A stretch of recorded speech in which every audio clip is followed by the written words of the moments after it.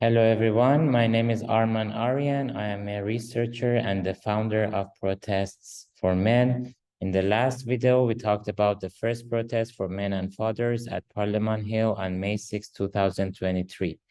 And I would like to thank all of you who participated in this protest. And in this video, I would like to talk about our next step in order to achieve equality for men and fathers in the police system and in courts. And that includes submitting an official petition to the House of Commons. And you can contact us at info@protestsformen.ca in order to receive instructions about how to sign this petition. In this video, I would like to talk about what this petition is about and another aspect of gender bias in the police system and in courts. In the last video, we saw that the gender bias in the police system causes unfair treatment to male victims of intimate partner violence or IPV and prevents them from effectively being able to seek help from the police. And another aspect of such a gender bias is to establish a systematic way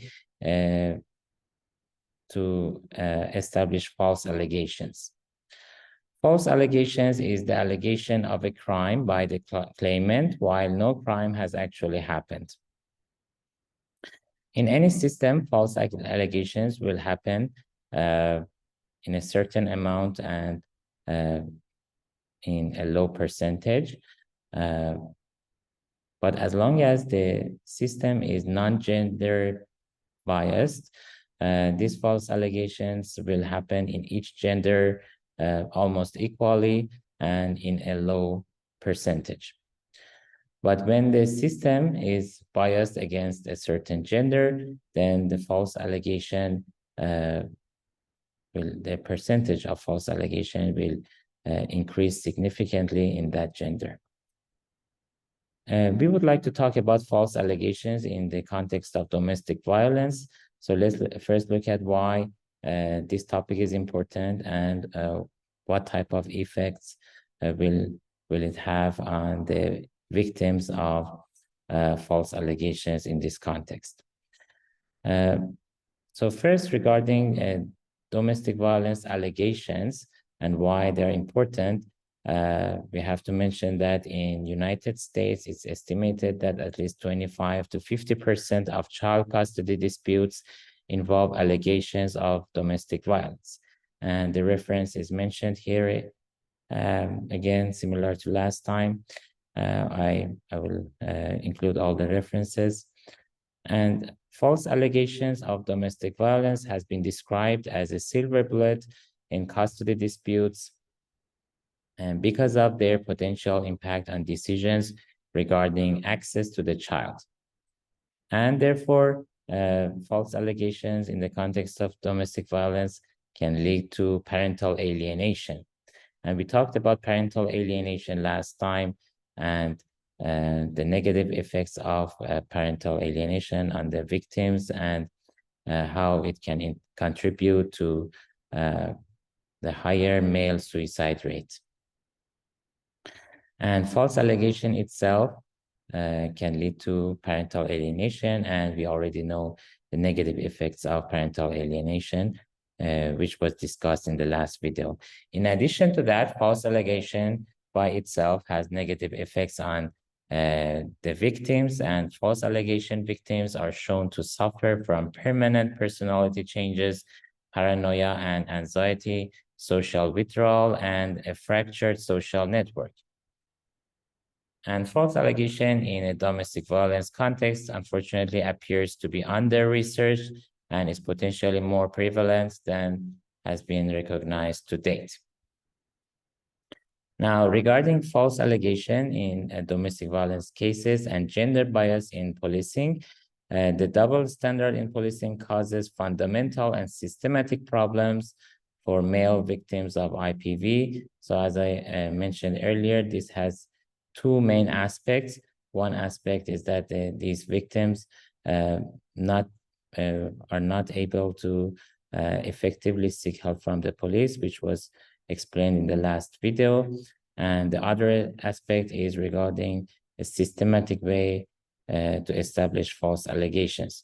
And it was reported in anecdotal studies that for male victims of IPV, even with corroborating evidence that their female partners were violent and that the male help seekers were non-violent towards their partners or children, these male victims of IPV still have lost the custody of their children and have been falsely accused of sexually abusing their children.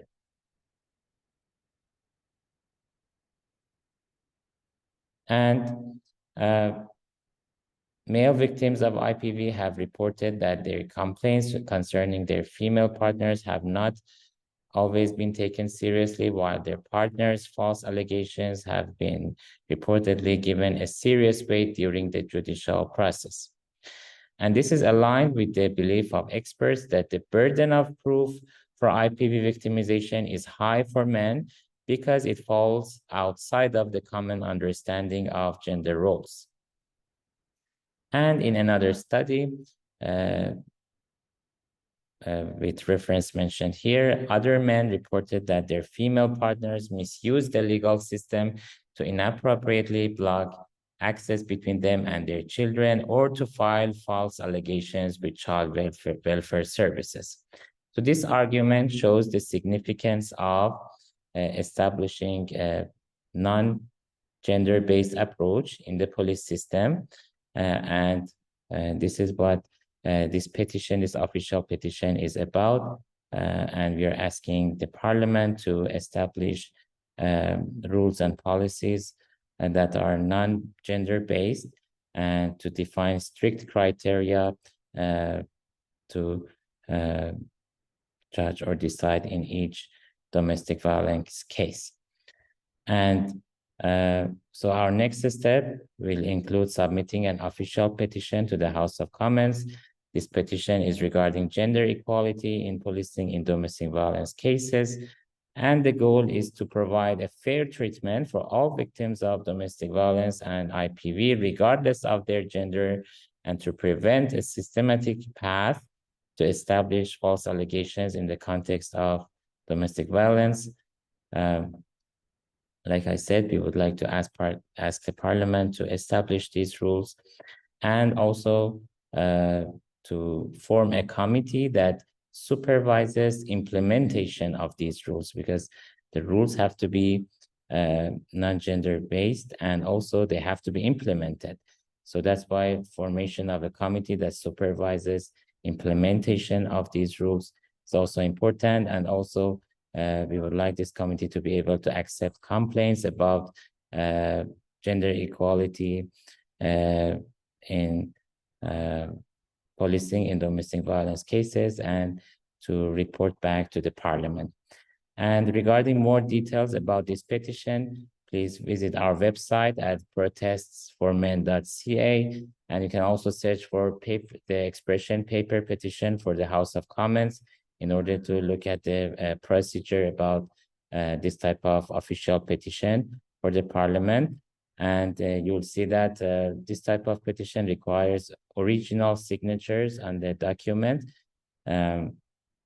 So you can contact us at info@protestsformen.ca in order to receive instructions about how to sign this petition. Thank you all and see you next time.